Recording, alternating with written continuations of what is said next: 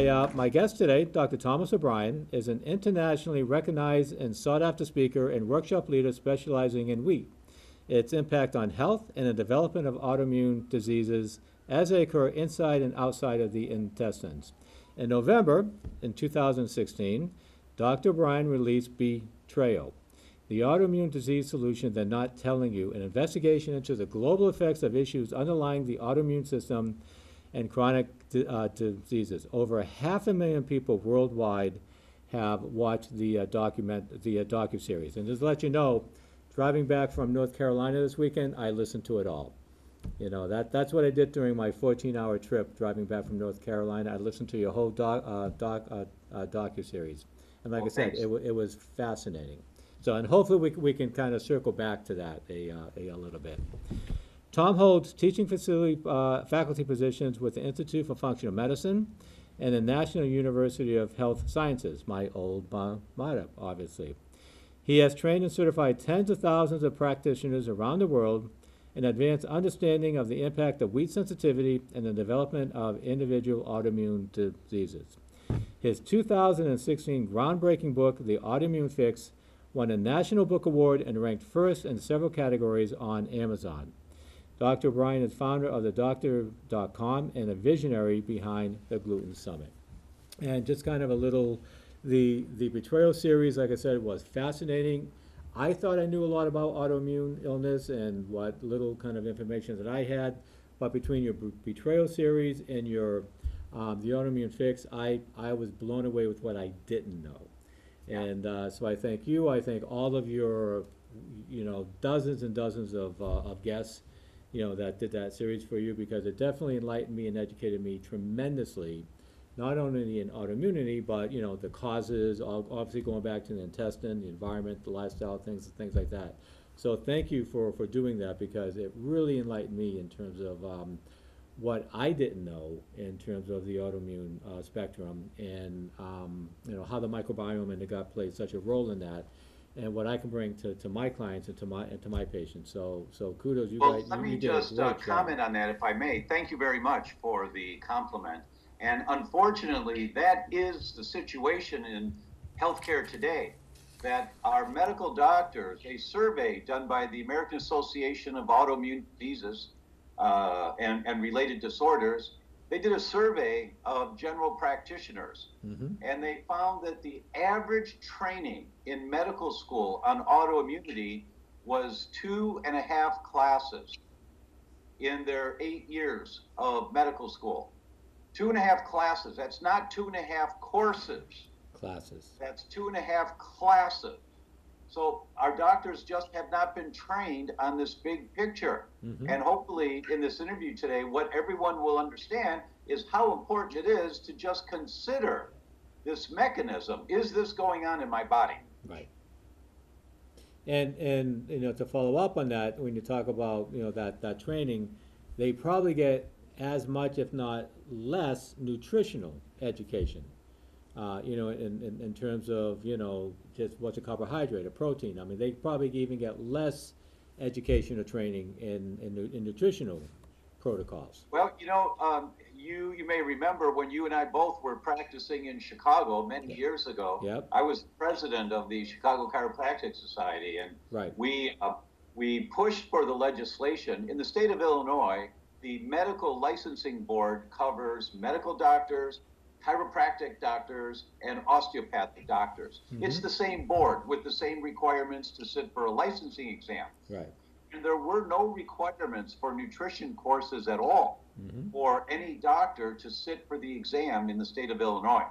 And it was the chiropractic group that pushed for a minimum of 2 courses, for a minimum of 2 courses for every doctor, medic, osteopath, chiropractor, for everyone that wanted to practice in the state. They have to take at least 2 courses so that they know what nutrition is and what good foods are, some basic stuff.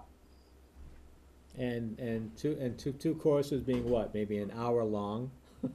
Well, two courses, it was 3 credit hours, so that would be an hour 3 times a week for a semester. So 2 courses, 1 hour, 3 times a week for a semester. Okay, well, and as you know, that's nothing. Well, it's not enough, but at least it's something. But to your point, that our doctors, it's just not part of the training. Right. They just don't get it. Mm-hmm. You know, so it's not their fault until they have the opportunity to learn more. And then if they choose not to, Right. and poo-poo something that they just don't know about, well, then that's a problem. Right. And all of you guests, I don't know how many guests you had on the betrayal series, but they all made a point of saying that, you know, these people are not bad people. It's not that they go into medical school or whatever school that they go into thinking, you know, I'm gonna hurt this patient. I'm not gonna do this because I really wanna not have the best outcomes. I mean, they just don't know. Their training is not in that field, and it's not that they're trying to really, you know, consciously harm someone. It's that they just don't know that much about nutrition or clinical nutrition or integrative nutrition to take that to a next level. So if they're not bad people, they just don't have the right training. The importance is, just so people understand, it's not fair to ask the average doctor any questions about nutrition. It's not fair. They just don't have any training. Right. They don't know. Or about autoimmunity. They really don't know. That's why it's so important just to get a baseline of information on this. Okay. Now, on a personal note for you, I've known you for several years, and you could have gone many different directions in terms of all the different health crises that are out there. All right. Obviously, autoimmunity, and you know, obviously gluten sensitivity. You know, the wheat sensitivity, the celiac can kind of tie into that. But you know, we have you know, neurocognitive disorders, diabetes, heart disease, cancer, which obviously, you know, I have a little bit more of a interest in. Why autoimmunity with you? What is it about autoimmunity that you finally just said, aha, this is where I want to go, and this is where I'm going to dedicate the next 20, 30 years of my life? Really good question. Thank you. My father died at 66 of at 64 of a massive coronary, out of the blue. I'm 66, you know, and when I turned 65, my brother called on my birthday, but I wasn't home, so he called up, well, congratulations, you outlived Dad, and he hung up. So that was like, wait a minute, is that how you found out about your father passing away? No. Oh, okay. On my birthday, you know, I'm just making a point here that, you know, we're all living on borrowed time to some degree. Right. We all are. We all are. So for me, what can I do that will have the greatest impact and help the most people in life? What is it that I can do? And I realized many years ago that seeing patients one-on-one in my practice was very fulfilling and great for 25 years. But then I said, you know what?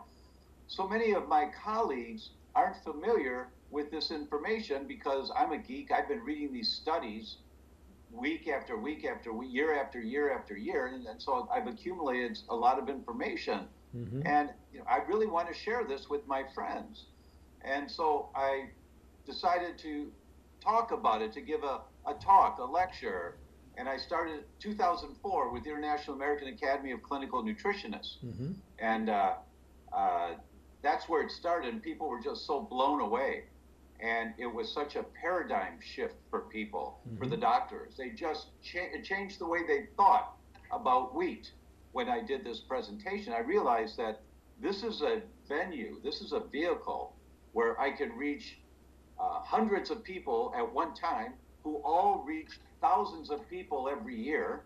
So we can reach hundreds of thousands of people if I devote my time to putting this kind of information together in a way that can be taught to the world.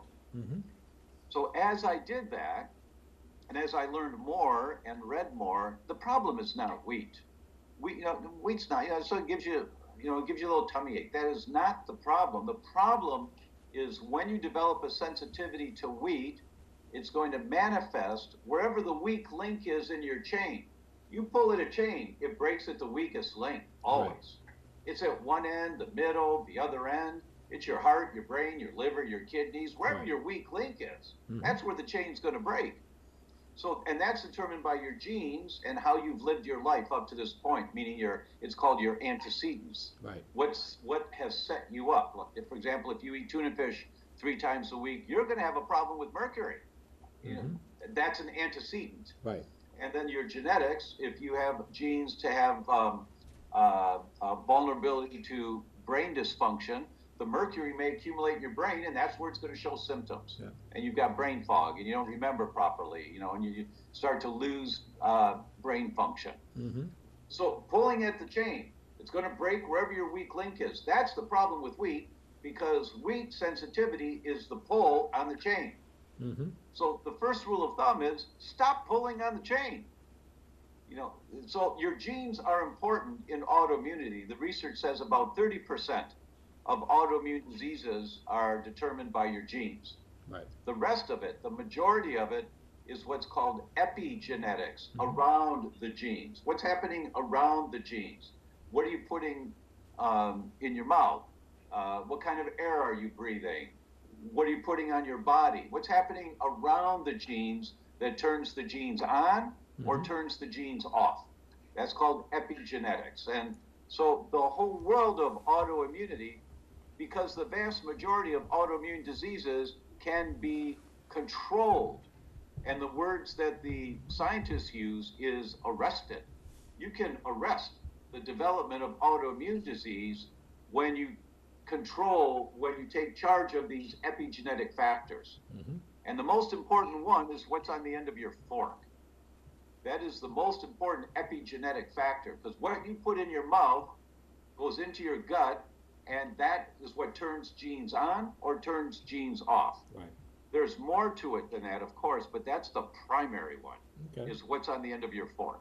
Now, when you talk about the epigenetics of what's on the end of your fork, obviously you have, and you're in your environment, what toxins you're being exposed to. You have stress. How much cortisol are you producing? In a stressful environment. So do you still think with all these other contributing factors, with the epigenetics of cortisol, stress, environment, toxins, lifestyle, lack of exercise, all these other variables, you still think that what you put at the end of what you have at the end of the fork is the most important epigenetic in terms of manifesting towards some type of disease? Well, that's a really good question, and the answer is, in general, for the vast majority of people, absolutely yes, absolutely. But there are some situations, for example, we know there's 5 different types of Alzheimer's, and one of those types of Alzheimer's is called inhalation Alzheimer's. It's what you're breathing that's causing the inflammation in your brain. I'll talk about that for a little bit here. Back in the 1990s, studies came out of Mexico City. Every dog that they did autopsy on, every dog had evidence of Alzheimer's in their brain. Every dog. No matter what age, breed, location, doesn't matter. It's what they're breathing. It's what they're breathing. In the 2000s, mid to late 2000s, they started having blood tests and urine tests that could identify the mechanisms of Alzheimer's. Every child in Mexico City, every single one, has evidence of the inflammation that triggers Alzheimer's. Every single one. So in that environment, air pollution is critically important. So what do you do if you have air pollution problems where you live? You get the very best air filtration system possible for your bedroom, because that's where you spend more than a third of your life, right? And then second, the air filtration system for your office where you work, because that's where you're going to spend 8 hours a day or more, right? Yep. So in general, food is the most important, but in some environments, some situations, other triggers to the inflammatory cascade may be of primary importance. Okay. All right. Now, one of the things I want to talk about, and again, we're kind of getting some basic information here, and I think most people have heard of them, or maybe not.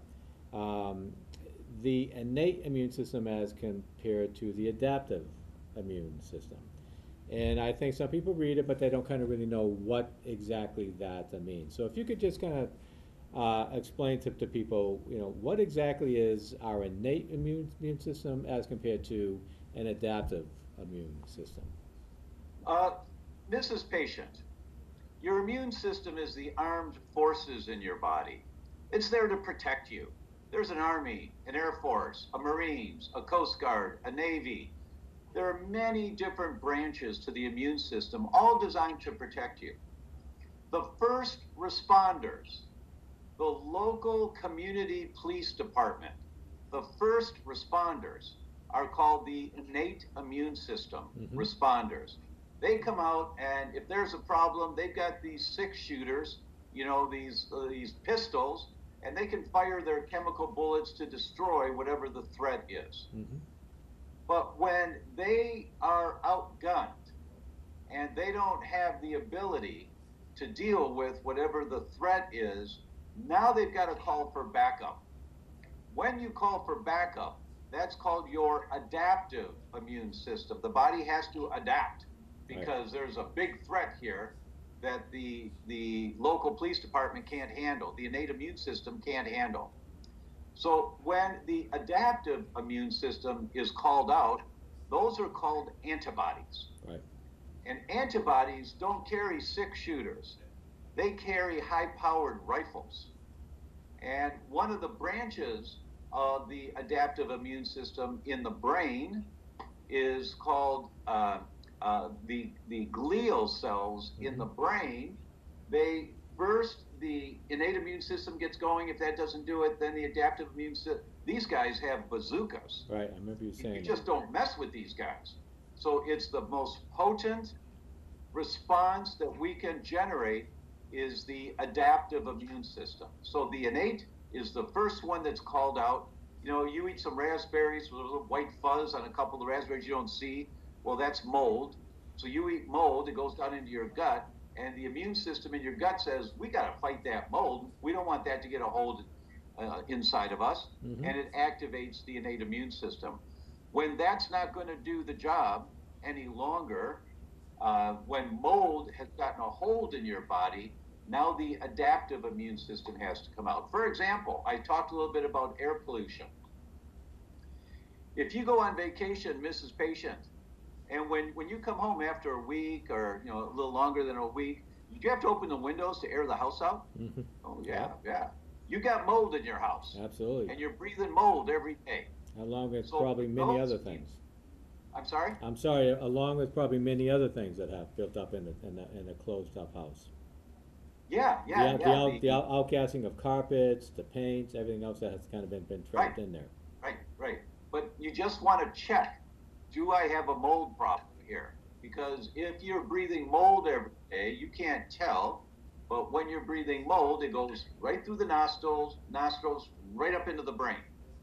And we know that mold infection, now we know, Dr. Dale Bredesen of the Buck Institute, this is the guy that wrote the book, The End of Alzheimer's, came out earlier this year. And he's got over 100 cases that he references in the book, completely reversing card-carrying Alzheimer's patients. Wow. Completely reversing it. There's 37 things on the checklist. Do they have this? Fix it. Do they have this? Fix it. Do they have this? Fix it. There's never going to be a drug to fix Alzheimer's. That's so silly to even think of, because it's a decades-long process of causing damage in your brain. So you've got to reverse all of that. But Dr. Bredesen talks about the number one mechanism contributing to Alzheimer's, in his opinion right now, is mold. Really? And when you're breathing mold, long term, you get problems in your brain. It's very, very common. Okay. Now, when we talk about, let's just talk about some of the numbers of autoimmune illness. In terms of, the cost of, what it costs in this country, what it costs our medical care, how we stack up to other countries in terms of the amount of money spent on. Now, granted, I'm sure, we don't like to put a monetary value to someone's health, but the reality is that there's only a certain amount of money that can go around. So if we're looking at autoimmune illness, how much money in this country is actually spent on, directly or indirectly, in working with people who have autoimmune illness? And my guess is it's staggering. It's so staggering, it's going to just shock you. To answer that question, you have to understand who has an autoimmune mechanism going on. So when you ask that question, and when you read the science, atherosclerosis, which is the plugging up of your pipes, cardiovascular disease. Everyone thinks number one cause of death is cardiovascular disease. Atherosclerosis, the plugging up of your pipes, is autoimmune. That's what sets it all off. Cancer is autoimmune in its initiating phases. That's what sets it off. So when you just take those, immunologists have known for decades that autoimmune disease is number 3 cause of getting sick and dying. But now with the new science, we know that cardiovascular disease initiates and gets fueled by an autoimmune mechanism. So now, when you look at that, what's the number 1 mechanism in getting sick and dying in the world? It's your immune system trying to protect you. And because it's trying to protect you and the collateral damage from how hard it's working, here come all the different diseases. Okay. So the cost is staggering. It's add up the cost of cancer and cardiovascular disease and the known autoimmune diseases, and you start to get a sense of how big this is. Right. That's why it's so critically important that everyone just has a basic understanding of what this means when your immune system's trying to protect itself. That's why I wrote this book.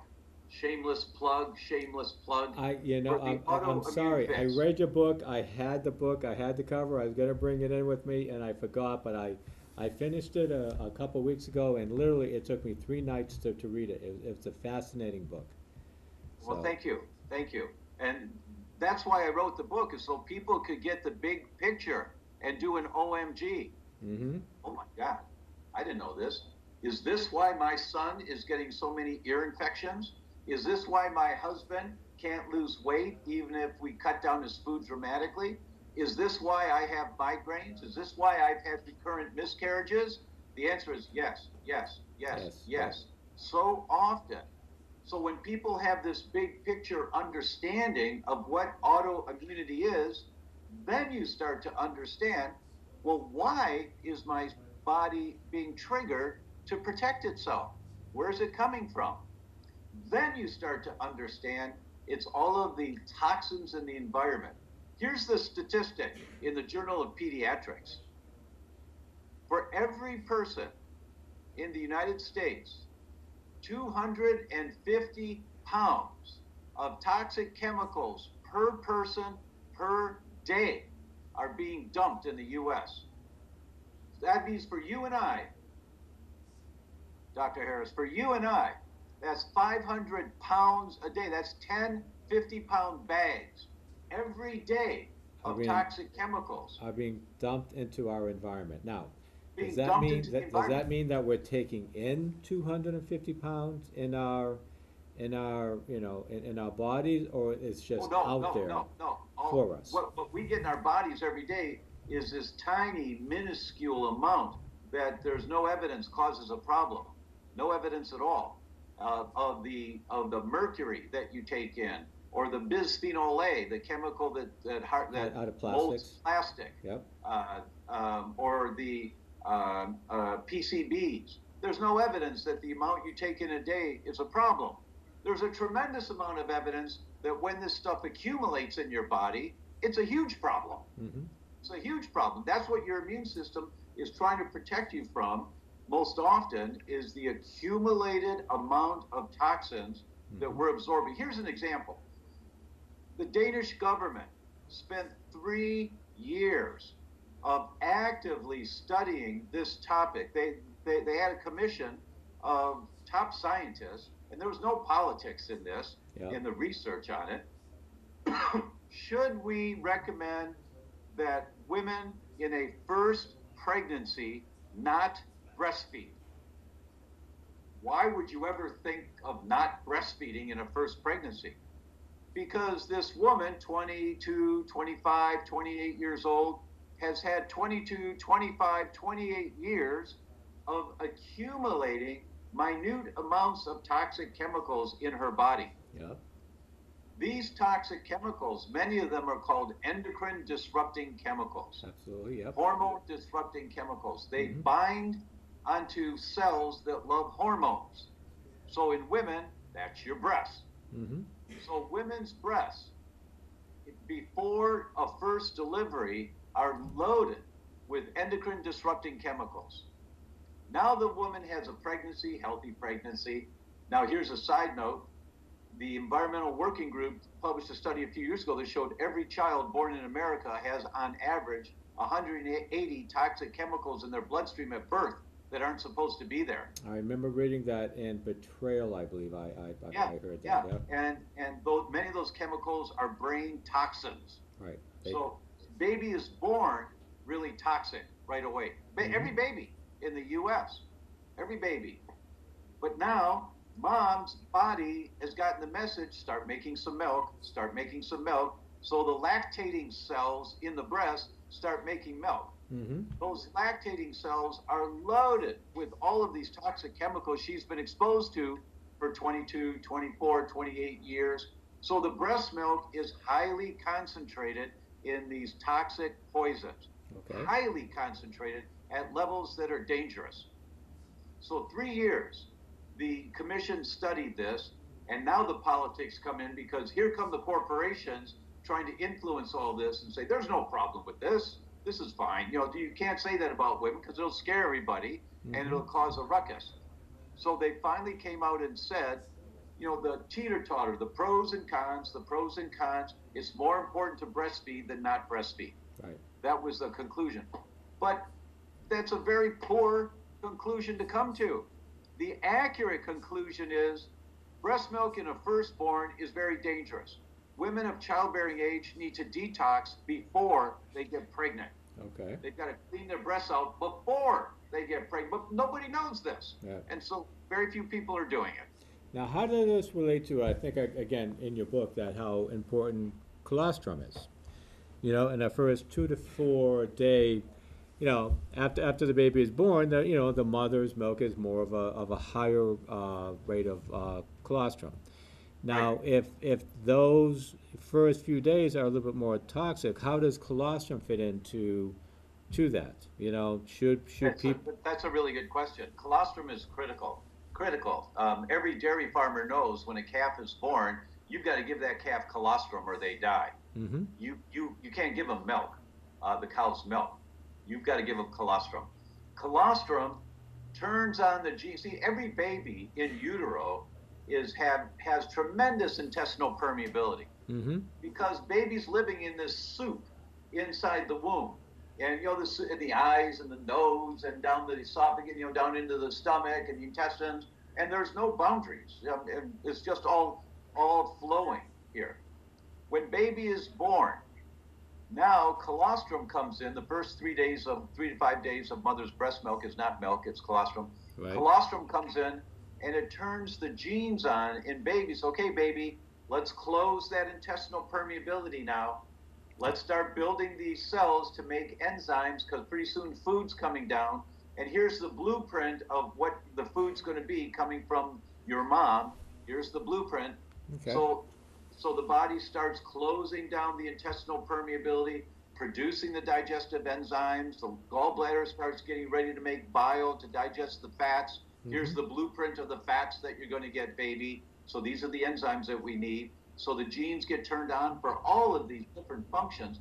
Colostrum is critical. Now, everything I just talked about, the colostrum is highly toxic. But baby still needs colostrum. Mm-hmm. So the answer to all of this is women of childbearing age need to detox before they get pregnant. I would think yes, but no. Yeah, no, yes, no. The answer is they need to detox. Yeah, I would think that they would Before need to they get clean as pregnant. much as they can out to have a much cleaner, internal environment to make healthier milk, healthier colostrum. Exactly, because you think about it, these endocrine disrupting chemicals are brain toxins. Well, They're brain toxins. Now, here's a statistic. When I came out in practice, I think I was a couple years before you, Dr. Harris. I you were. graduated in 1980. And when I came out in practice, it was one child out of every 4,780 on the autism spectrum. Right. Now we know by 2026, it's estimated it's going to be one boy in two On the spectrum. on the autism spectrum. That our kids' brains are being affected dramatically, like the plasticizers, bisphenol A. When babies have bisphenol A, the scientists have shown that bisphenol A inhibits the laying down of myelin on the hypothalamus. Right. Now, myelin is the saran wrap around your nerves and your brain. It's there to protect you. Absolutely. The hypothalamus is the area of the brain for cognitive thinking and for memory. And so babies are developing a part of their brain that doesn't have the insulation to have a really good functioning brain. One boy in two is going to be on the autism spectrum. Right. That's what we're up against right now. It's so overwhelming.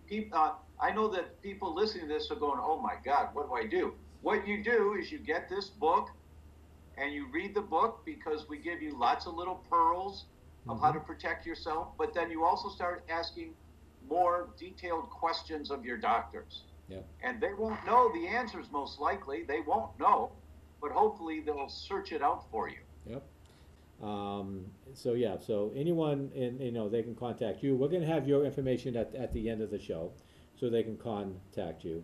Whether it be, you personally, the book, the Betrayal series, so people will be able to get a hold of this. But I highly recommend anyone watching this show, minimally get the book, definitely get the